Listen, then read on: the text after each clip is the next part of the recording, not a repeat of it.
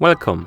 In front of me I have Amazfit Bip 5 and I'm gonna show you how to change the step goal or the goal for the steps on this watch. First we need to wake up the screen on our watch, and you can do it by pressing the side button.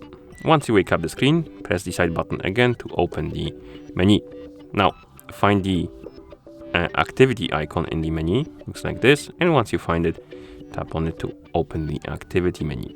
Here scroll all the way down and find the option called the settings, and once you find it, tap on it. Now scroll down and find the option called the goal settings, and then tap on it, and here select which types of goal you want to change. You want to change the steps, then tap on the arrow, and here tap on the steps and adjust the goal to your liking by swiping up and down. Then tap on the check mark.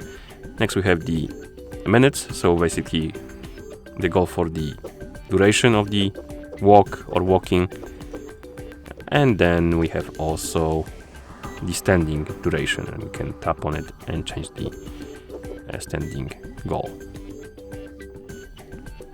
like that. And once you're done, tap on the check mark to confirm, and the goal should be updated. So if we go back, open the activities again, as you can see the goal was updated.